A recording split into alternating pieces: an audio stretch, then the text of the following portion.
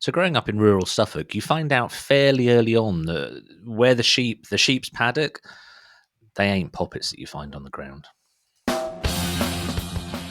You're listening to the Beat Motel Podcast, and we need to warn you that we like to use words like fuck, shit, and syndicalist, butty scruttocks, angry flap, and foot biscuits. And we don't often bleep those words out, apart from because we're not complete animals. But if you understand that and you like music, then listen on. So who made that then? Who made that then? Really good podcast. Yeah, say good start to a podcast. So for people not watching on YouTube, we have a change of setup. The last episode looked so shit that we've switched it up a bit. Well, I have. Sam's still the same as he always was, although being in front of books is interesting. So we now have a proper Beat Motel sign. I leaked it on Instagram to tens of people. It looks quite beautiful, don't you think? I think I love it. Yeah. Did you make that, or was that? Did you steal it from a tramp, or? Steal it from a tramp. This beautiful piece of cardboard. I came in especially on Saturday to record it, to make it, because I was supposed to do a guest episode with somebody called Dave in America. I was on his podcast a little while ago, and I came in to do it. And there's a big storage unit next to this place, and there's like a massive sound system, like West Indian or Jamaican sound system, where it's not like a PA, it's like a pyramid of homemade speakers. Oh yeah. So I came in to record the thing, and I had to cancel it. I did put something on Instagram and TikTok about it, because this sound system was so loud, it was making things fall off shelves in here. I mean, it sounded awesome, but the idea of trying to do a podcast was a complete blowout. But we got a sign out of it. I mean, yeah, we have production values that might shock some people. I'm also on the proper camera. It might also disappoint people to know that I am actually a podcast professional.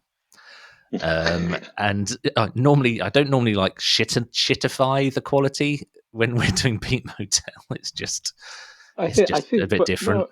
No, we need to go for that DIY thing. I don't, I think I don't even know where my microphone is. I could just be talking to myself, not going to hear anything, and you're just laughing in the right place. To be fair, we have recorded several episodes over the last year or whatever where I had a proper microphone in front of me, but completely forgot to set it as the input in the software. So it was just like the random room noise, which...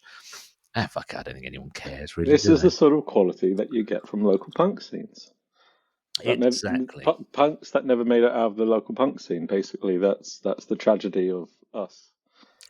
And, the tragedy of us. While you're mulling that, let's have your riff of the week.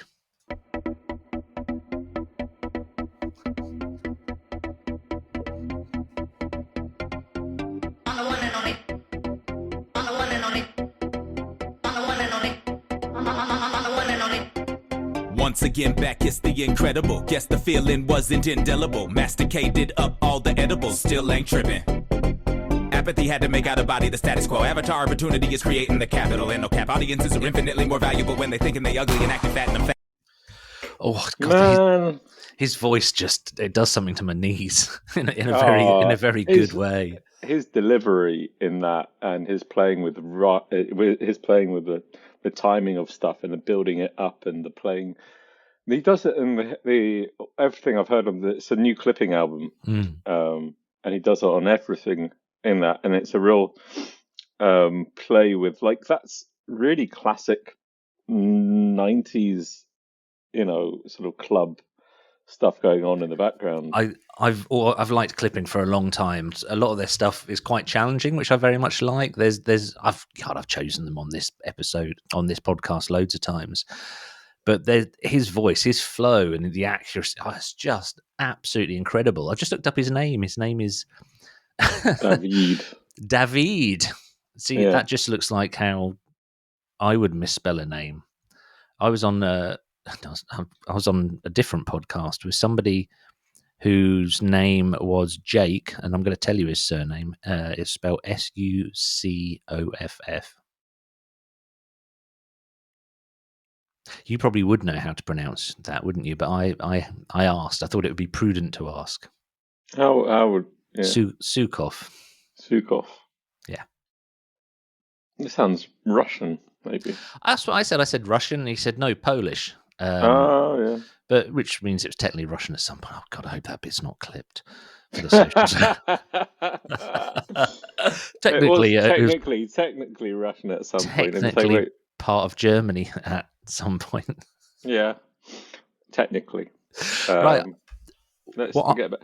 But the album, I just wanted to say about clipping, that a whole album's playing with like the history of hip hop, and then bring it into sort of a noise era of hip hop, and they do it with both the vocals and the music sort of match that sort of change from the history. Because I swear that song is something else. It sounds so familiar, and the way he starts it is so familiar, and that sort of like sample is at the beginning is so familiar. And it just, it sounds like it could be on an early Prodigy album. That noise at the beginning, imagine this, but with a digital piano sound. Dun, dun, dun, dun, dun, dun. That is like all house music from the Chicago house music from like the late 80s, early 90s.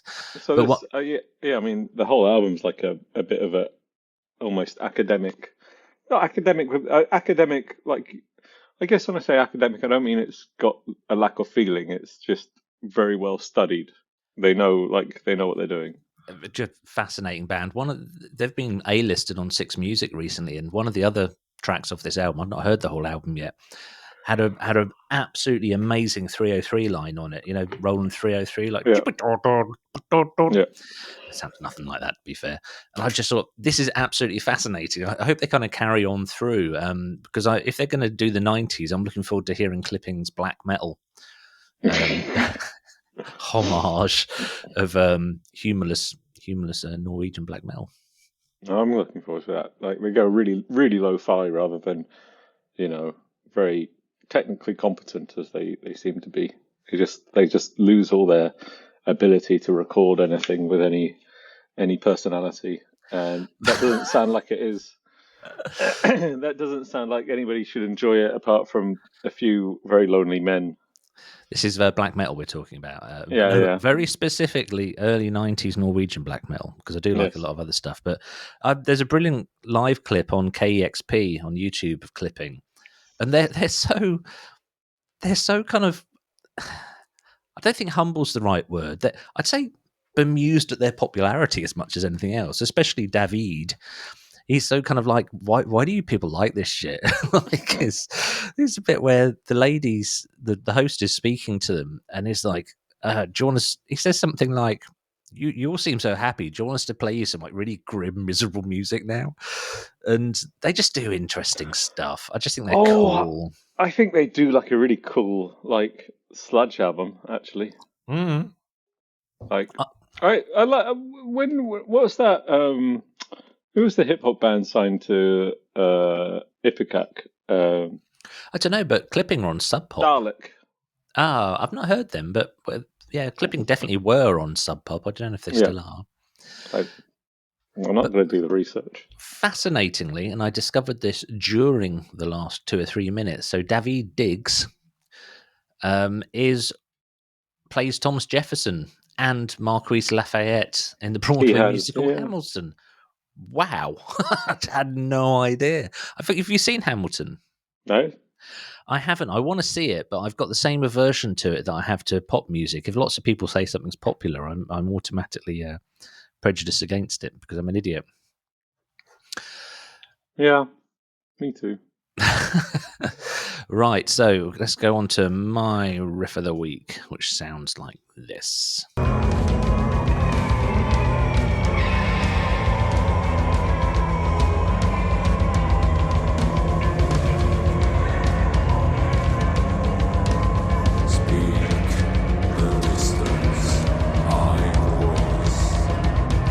Okay,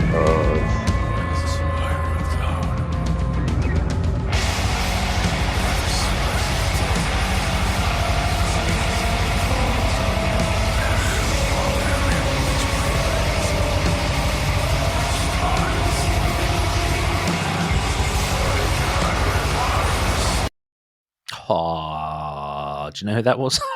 I don't know, but they were whispering in sacks about potatoes in my head. That's Trelldom with the track "The Voice That Whispers." And have you heard the band? No, but that fair enough on the. I mean, they didn't go very far with the name of the naming of the song, did they? I chose it because I like a bit of goth, and I quite like the modern sort of the Sisters of Mercy Bauhaus kind of vocal style with the very reverby guitars. Who's So this then again? Trelldom, Trelldom. So when this popped up on me title suggest things, I was like, oh, I like this.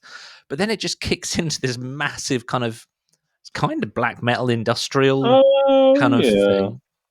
Have you looked them up now? This is where we find out Is something this terrible from about them. By the Shadows?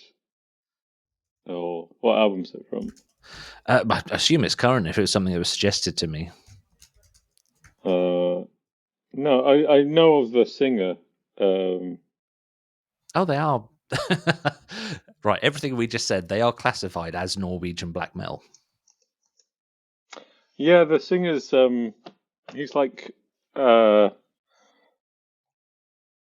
there's a great the singer's called Gal. Oh, good name. Good name. Real name Christian. But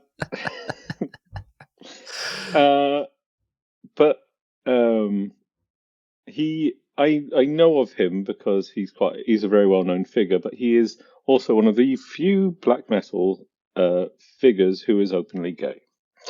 Right. I love the fact that black metal now is so polar opposite to what it was in the early 90s. Well, it's a broad church, shall we say. It's a broad flaming church. And I think you still get the flamers, as in the people who would like to burn it down, as in the fucking idiots.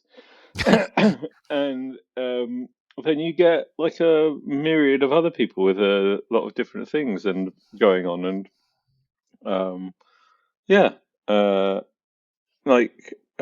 I think it's he shouldn't be known. I shouldn't know him just because he is like one of the few black metal figures with who likes a bit of the same. But he's but you know, when you read stuff and this, when you're in the public eye and stuff, this stuff matters for some reason. I look forward to the day when it really fucking doesn't. I really look forward to the day that it's not a conversation piece. It's the whole, not going to go too deep, but it's the whole thing of acknowledging that somebody else's life may contain struggles that as a heteronormative cisgender man, mine doesn't. But it's just lazy journalism, isn't it, when it comes down to it? It's not, though, because, you know, like, representation matters, essentially, at the end of the day. So having people of color, having people who have who have LGBTQ, ABC, DFG lifestyles. Sorry, the moniker has always been a bit ridiculous.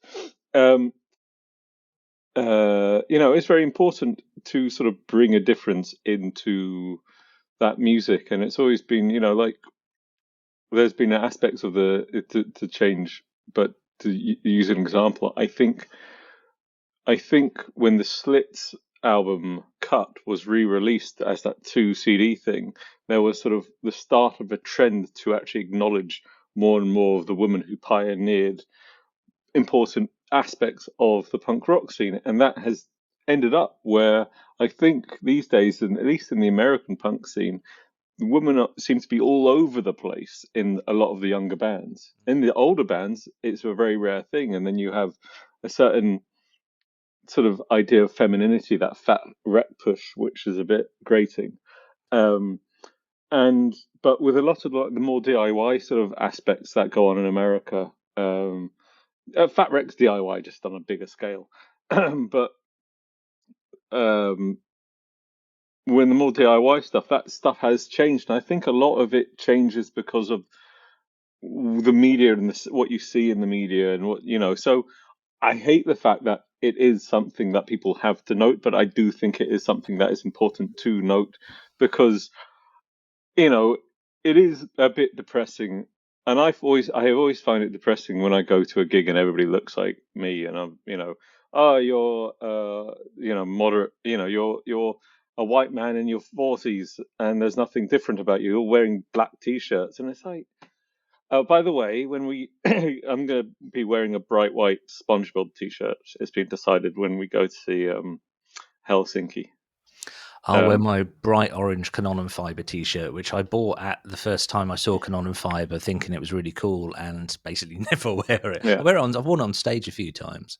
But it's that thing of like, something like punk rock started with representing with such great representation of sort of almost aggressive difference. We are fuck you, we are different from you, and it sort of got then, everybody just got into black t-shirts and stole leather jackets and stuff like. And I love the look of that, but it's a bit of a uniform, isn't it? Yeah, I think kind of like yeah. Because I think late 60s proto punk. I'm not sure if that's the correct phrase, but like Velvet Underground and people living in semi-derelict buildings, and they were on the fringes, the artistic fringes of New York. Yeah. From that to the 80s, where it was like bullet belt, mohawk, ripped black t-shirt with the collar cut off. It's a look I still dig. Yeah. I've never done it myself because I'd look like. There was an episode of The Word, so reasonably good but reasonably sketchy 90s Channel 4 late night thing, where they got Bob Holness on from Blockbuster and dressed him up as a Krusty. And that's basically how I'd look if I dressed that way. Incidentally, Bob Holness was having dinner at the Chinese restaurant I washed up at in a village in Suffolk when I was a teenager. And when I finished, I say came off shift, it wasn't that official. When I finished, I went out and I said, I'm sorry to interrupt you, but can I have your autograph? Because I had a friend whose dad collected autographs. And Bob Holness was an absolute gentleman. He said, yeah, absolutely. And his publicist or manager, whoever it was that was with him, said, oh, he said, she said, you're young. In that really patronizing way. I was about 14 or 15. You're young. Where do you know Bob from? And I thought, I'm not going to fucking say Blockbuster, am I? I'm not going to say Blockbusters, the TV show, not the video thing. I said, I saw you dressed up as a Krusty on The Word. And his manager lightly punched him on the arm and went, I told you that was worth doing. God, can you imagine the conversation? I don't want to. It's very embarrassing. I know, but I don't want to do it. I don't want to do it. I tell you, it was worth doing when you're in a rural Chinese restaurant in a village of 2,000 people, and a teenager's asked you for an autograph. See, what I should have said was, you were the first person to represent James Bond on a performance. Yeah, but also like it just shows you that representation matters, because that allows you to feel. The representation of sort of a very middle class voice within the Krusty community allows you to feel like one has, and I use one there and purposefully, one has representation within that Krusty community. It's not just smelly working class oiks. I think grindcore and crust is making a comeback in a big way. There's berry sounds happening at the moment, which is a Battle of the Bands can fuck off. I mean, just absolutely fuck off. Just fuck off. Apart from Berry Sound, which is done in such a really positive, good way. And it's not about, normally Battle of the Bands just venues or promoters ripping off young bands to sell tickets and beer, which Berry Sound is not that at all. But there's a really young band, which I've mentioned probably too many times on here, called Splinters, and they've split up now. And they must be 15, maybe? And Carlos, the bassist, started a new band. I was like, what's your band called? We're called Hello Kitty Funland. And I'm like, okay, brilliant. What do you sound like? We're grindcore. And I'm like, yes. Like, Bury St Edmunds exists in its own little bubble. It's a very middle class town compared to Ipswich. But the idea there's young kids making grindcore just and calling themselves Hello Kitty Funland just gives me hope for the future. But also it suggests that they get the humour element of grindcore. Oh yeah, God, absolutely. Rather than just like the self-important serious crap that you get a lot of. Self-important grindcore. Yeah, the crust. It's crusties take themselves a bit seriously, I feel, like a lot of the time. Apart from like some of them, the grindcore scene actually don't, and it's quite nice. They became It's quite hard to take people seriously when, a scene seriously when its major point of reference is a 4-second song called "You Suffer" by Napalm Death, and the whole lyrics are "You suffer, but why?"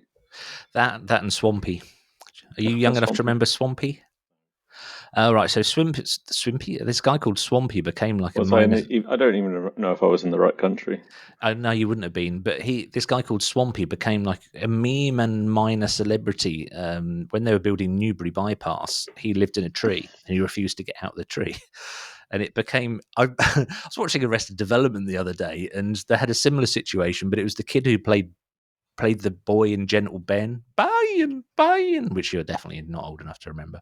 Yeah, he was called Swampy, and he was a crusty, and he sort of became a meme in so much as the stand-up comedian. He became a punchline for stand-up comedians, and have I got news for you? He'd be mentioned every week, and Ian Hislop would scribble something down, and it became that kind of thing.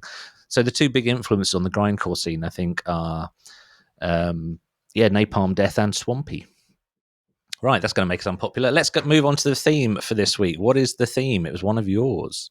This was weirdest merch.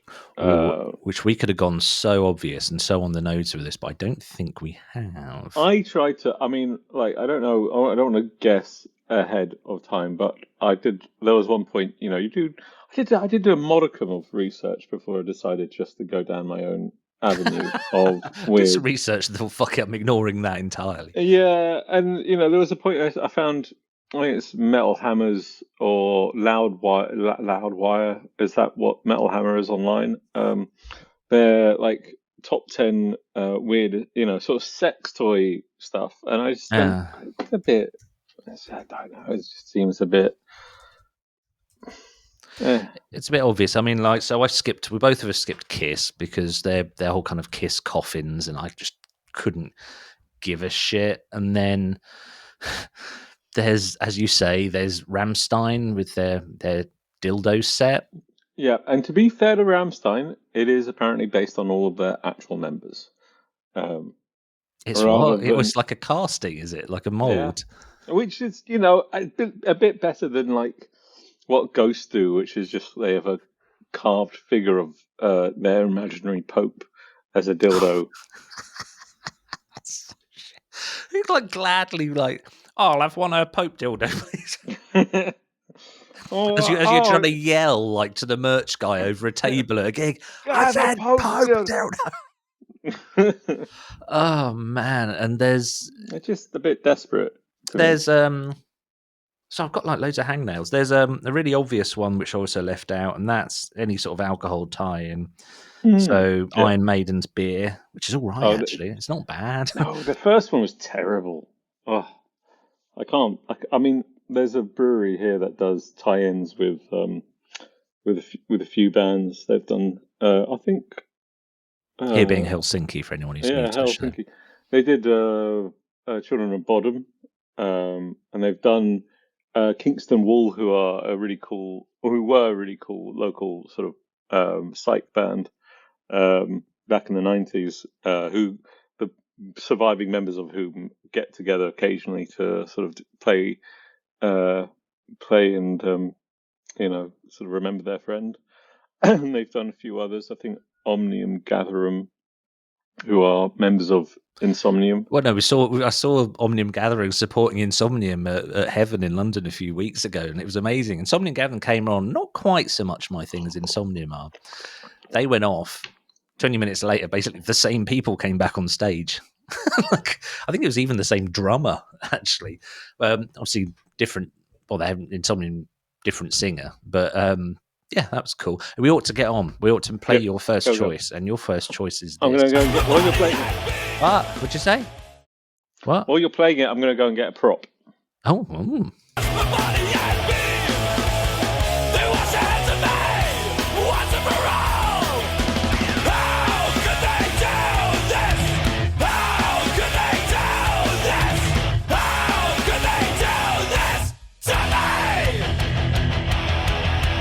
This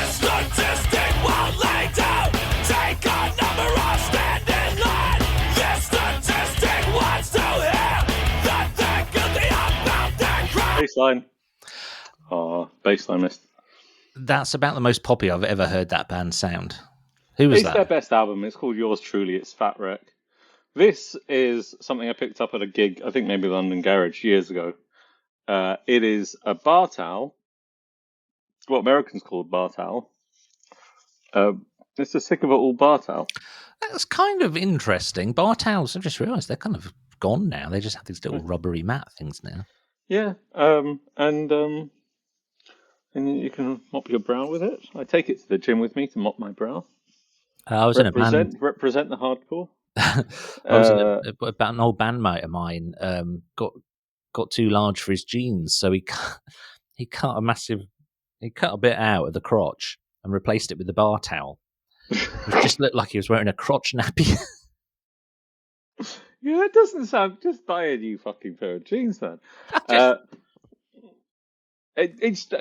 mean, I don't know how many bands made bar towels. It just strikes me as a weird thing of like, what we're going to do. Is it representative of, I guess the question is like, is it representative of, you can wash it at 60. Is it representative of what they think of their audience? That these are basically fat old bastards who like drinking too much and they need bar towels. They weren't straight edge, were they? Sick of it all? I think half of them, or maybe one of them was. That must have been an awkward conversation then. What should we do? Well, let's represent people who get so drunk they spill beer everywhere. Yeah. Let's do it. It just struck me as like an odd thing, and just it was odd. It was odd. With that, on to the next choice. I've gone mostly with like mundane odd. Oh yeah, no, this is until the end. Yeah, mine goes the curve. Mine curves the other way. Actually, no. Let's just play my first choice.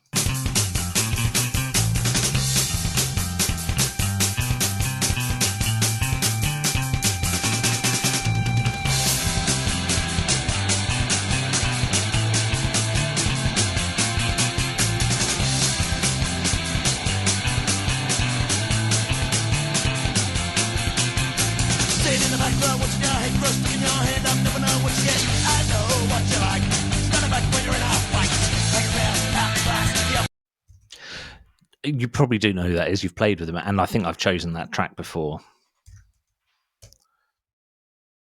You played their last ever show, which wasn't their last ever show.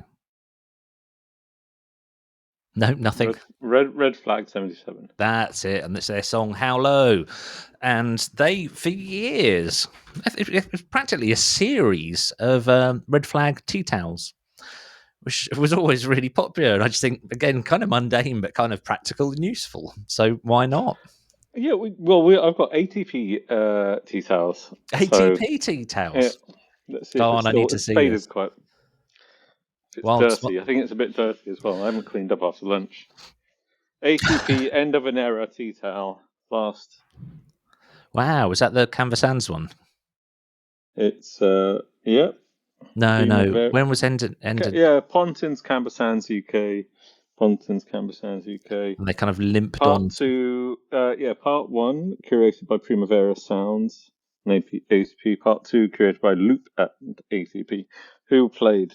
But yeah, tea towels are a very useful thing. I like it. Yeah, I like tea towels. I think as I get more, I think more bands should sort of do tea towels because as their audience, particularly the music we listen to, frankly, because as the music, as we get older, it's much more useful than a t-shirt. I'm going to run through a few kind of duff choices for merch, which is a bit kind of edgelord. So, Insane Clown Posse magnets. How do they work? Insane Clown Posse with their Axe Murder Boys hatchet. Then you could buy an axe. Oh, I thought you meant they made branded magnets. That would have been genius. That would be so much better. Blink 182 did an enema kit. Mayhem classically did the skull necklaces, but only a few of them. And let's move on from there without dwelling on it for too long. Right, so here is your second choice.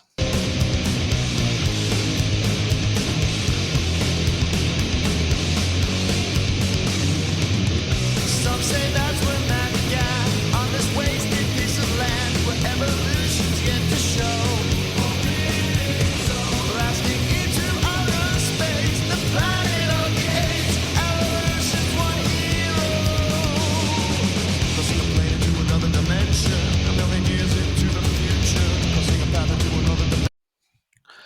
Oh, who was that? Do I have to say it's the Misfits, and a very good version of the Misfits as well, even if the singer's a twat. Right. Well, what weird merch did the Misfits do? Well, if I look at their current website, there's a fucking endless.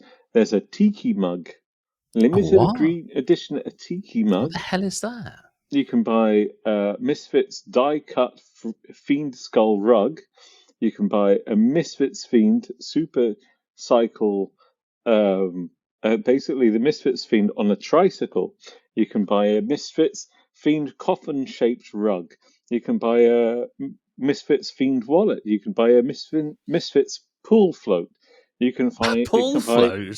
Yes, you can buy a Misfits lightweight coffin beach towel, and then another beach towel, and then an action figure of a random person from a cover, and then another toy, then another tiki mug, and then another toy, and and then you can buy a Cliff Burton.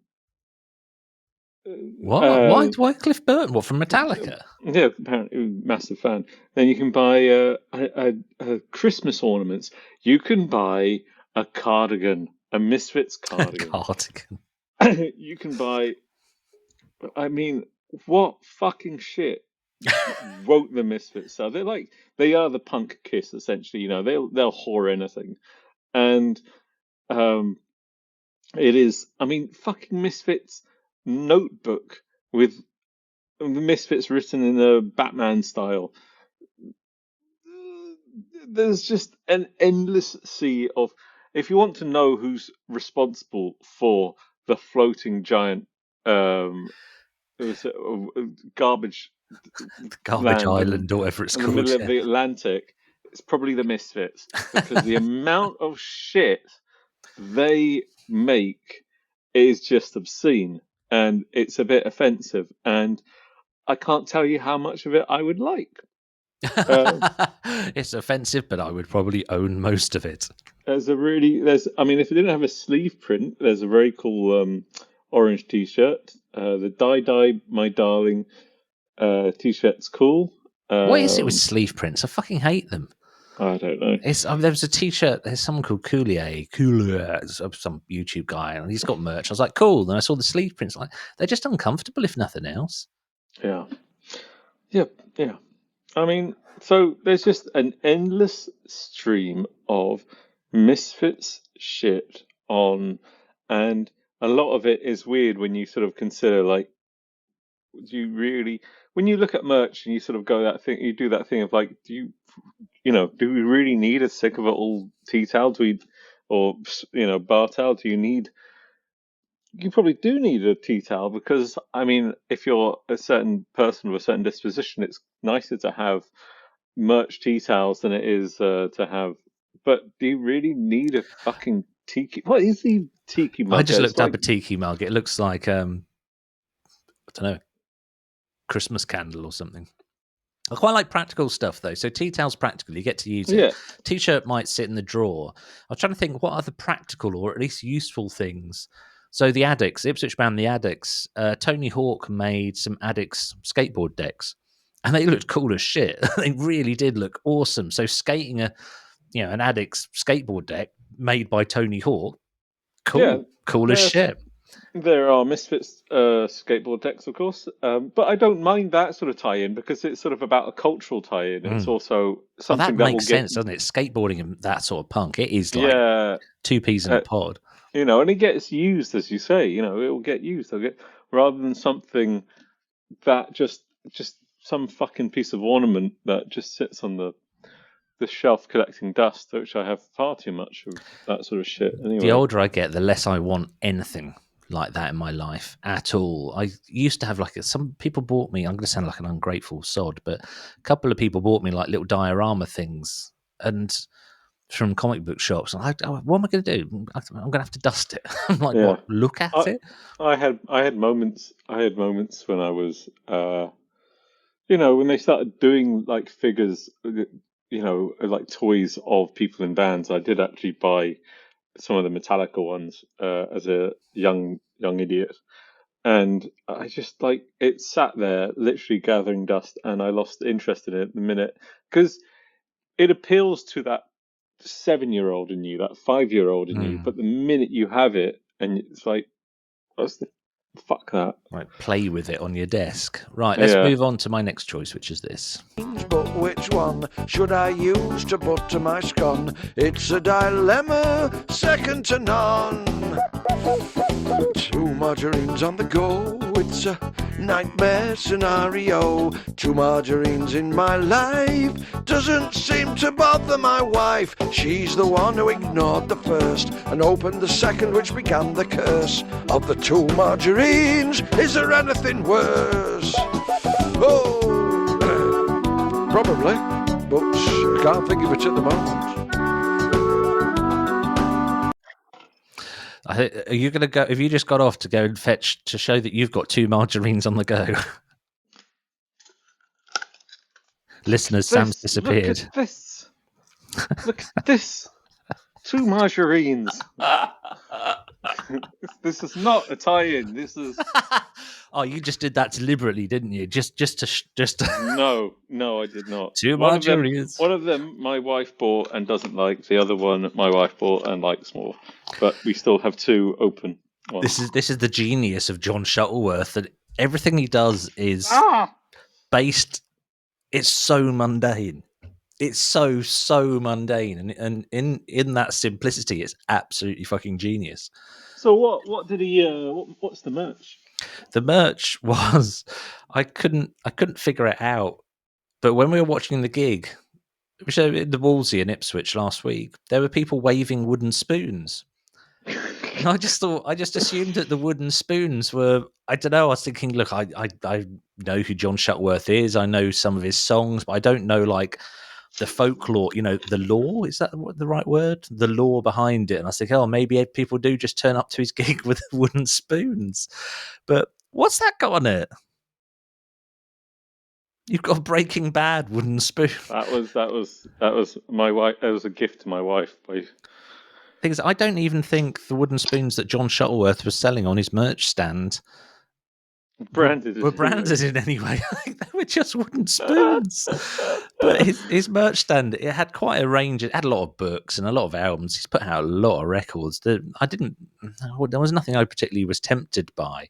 But the wooden spoons, I just thought was strangely genius. And as I've mentioned on the show, as I've mentioned on the podcast before, I have an issue with bands going, "Oh, we've got merch at the back." Like, people know, we know that, that's fine. But the way he did it, he said, "Oh, I've got some merchandise. Go and look for the fella who looks like Richard Branson's been sleeping rough a few nights." That's how he described the guy who's doing his merch. And I went out at the end, and I was like, "Yeah, he's fair." It's kind of how he looks. But there was a woman as well, and he kind of went into like a little story of just explaining in like mundane detail who the people were who sell his merch and everything around that. I'd definitely go and see John Shuttleworth. If he goes to Helsinki, it's a good night out. I'd very much doubt he will. I'm not sure the humour really translates. Yeah, I think maybe, but I don't know. They have a finished version of Keeping Up Appearances still in the theatre here. So. Oh really? Wow. What's the finish for Hyacinth Bouquet? Oh, I don't know. I don't know how the joke works. Yeah, we were trying to figure out. I mean, the way they translated the name is controversial as well. Oh really? Appearances, yeah. But it's not controversial, but it's more like not sure that fits. Well, the Finnish word for bucket is ampari, and that was the least Finnish accent I think I've ever done. I'm not even going to attempt that. It's got an umlaut over the A's, so it's AMPARI. Yeah, that's more of an ampari. Ampari. Okay, I'm starting to really need a wee, so we need to move on to your next choice.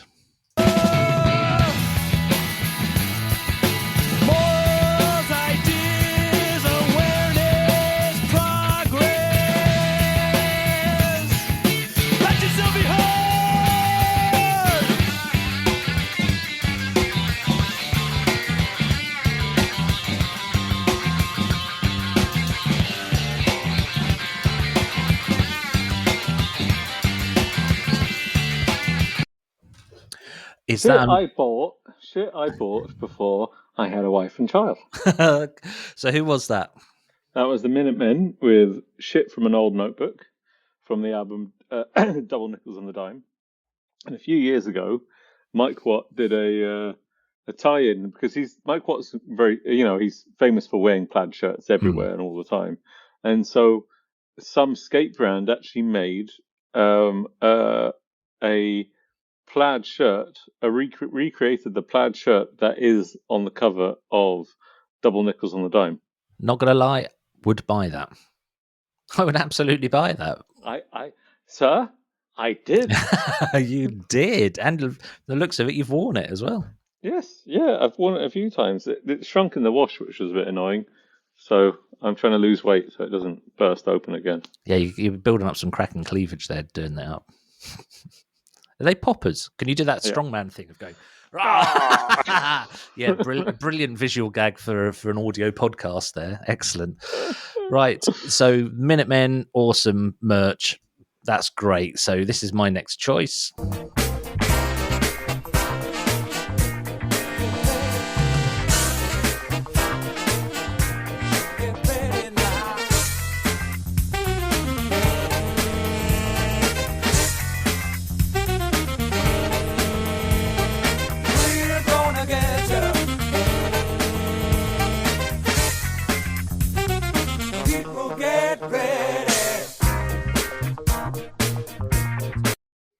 Do you know who that was?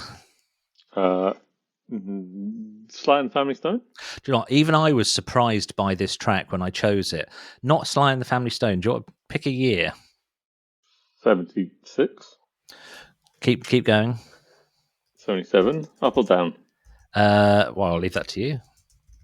77, 78, 79. Yeah, just start listing all the years. 60, 70, 71, 72, 73. I'm padding for time because I need to double check. That came out in 1992. That sounds so 70s. It does, and it really surprised me. This is a band called the Brand New Heavies, who are on Giles Peterson's label Acid Jazz. The same sort of time as Corduroy and bands like that. But Brand New Heavies got huge. They had at least one album called Brother Sister, I think, that was massive, like proper mainstream, suddenly really, really big band. And none of it sounded, I don't remember any of it sounding that good. It might have been that I wasn't into that type of music at the time. But their big hit, they had a huge hit with a cover of Midnight at the Oasis. You know that track? And they, at the time, I was like, I don't really get it. And I was at college doing nursing at the time, and I was the only bloke. So most of the other people on the course loved the Brand New Heavies. And one of them went to go see them at the Regent in Ipswich and have a guess at what their merch was. And I don't think it's that wild, really, but I was running out of ideas. Thongs. Kingskins. Kingskin. Oh. Yeah. That's in large cigarette rolling papers, which are officially sold so that truck drivers don't have to stop to roll themselves cigarettes as often. Apparently that is the rationale as to how people get away with selling Kingskins for very large cigarettes. But I might go back and give them another listen because that was cool as shit. That track was lovely horns, very great everything. Funkadelic, yeah. Very funkadelic. Hard on the one. Have you seen the Sly and the Family Stone, the Sly Stone documentary on Disney yet? I think I'm still halfway through it. I might finish it tonight. It's cool. I'm surprised how much I enjoyed it, and it's got. Well, I won't give anything about that. It had that thing of I've never enjoyed. I don't know, maybe because of the bands like a lot of African American bands really suffered with the exchange from vinyl to CDs because their stuff was so badly mastered for CDs, or wasn't mastered at all for the CDs, and so that completely flattened the sound. So when you would buy, say, like a old, like maybe Parliament record or CD rather, or Sly Stone CD, or what's the other one that was very bad that I had? Otis Lee Redding. Otis Lee Redding? Apologies to Otis Redding there. Otis Redding CD. They had not mastered it at all for the CD, so the old CDs sound fucking terrible. Why would they not do that? because it was maybe because they didn't realize they had to do it, maybe because they were just being cheap arseholes. Yeah, Anyway, early a lot of CDs these, were a cash grab, weren't they? yeah, and then when you're like when you're 15, you pick them up for like £2 or something like that from a second-hand store, and you've got access to this classic music, and then you put it on and you go, this is a bit underwhelming. And that's what happened with Sly and the Family Stone with me. And then watching that documentary, they've like excited the music somehow. It sounds so, it has that sort of almost prog rock doc thing to it, where you listen to 30 seconds of it and you go, fucking hell, that's brilliant. It thumps, doesn't it? It thumps. I was even like the very early Sly and the Family Stone stuff. It thumps. It's heavy as fuck. Yeah. It's really, would you say, bang on the ones. Yeah. Cool. Right. So let's move on to your last choice.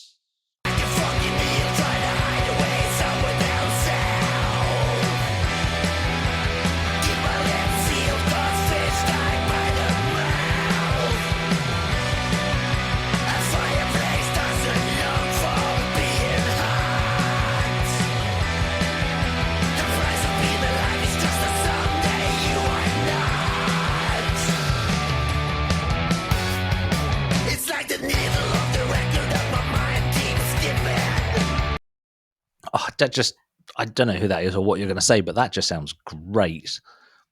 Yeah, I've discovered this band through this. This is a Norwegian band called The Dogs. Oh.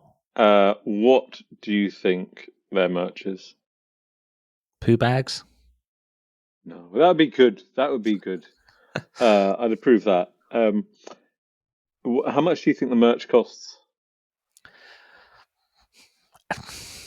It's really hard to tell with this kind of punk, because either they're like proper anarcho and you can get a t-shirt for £2 that will fall apart the first time you wear it, or if they're Norwegian, they might have learned from some Norwegian metal bands and sell their t-shirts for £50 and they fall apart the first time you wear them. They sound great though. The sound that's great. I'll cut to the chase. They sell Manhole covers.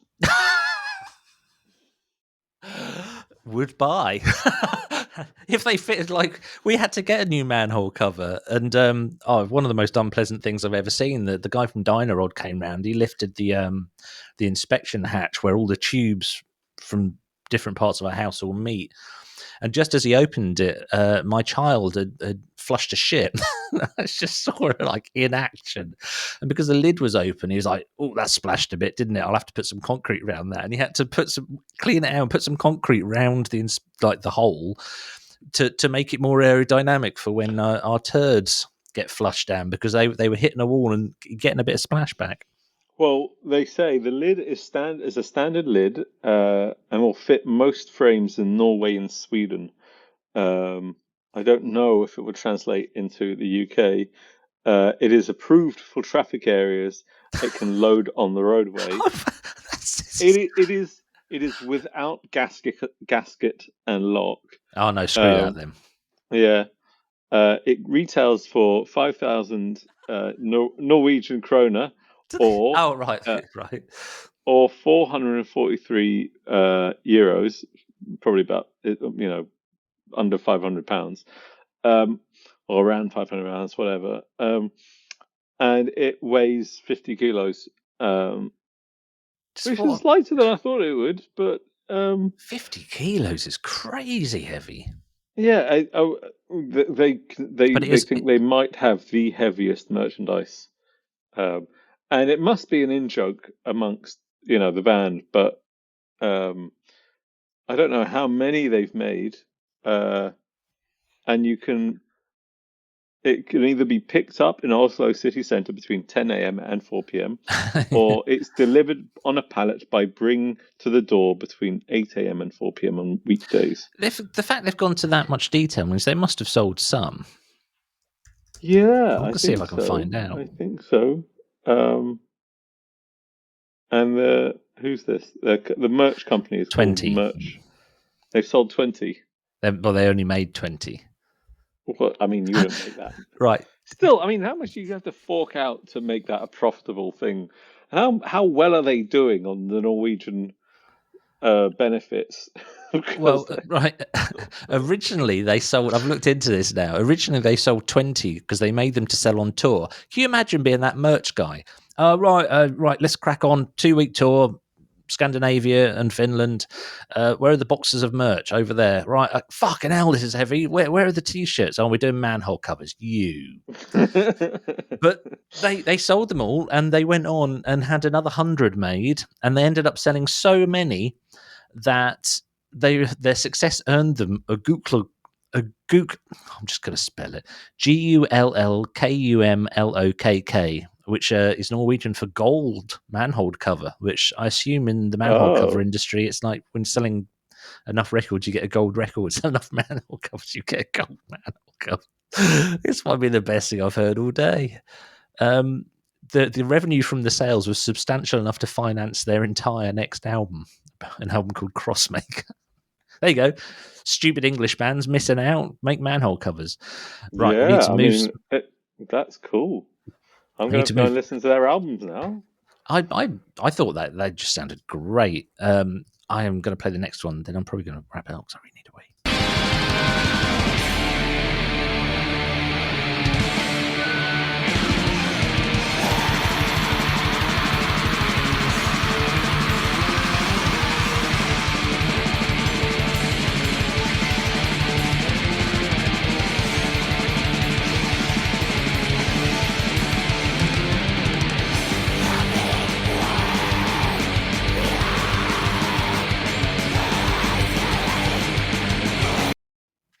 I've dismissed this band quite often, but hearing them out of context.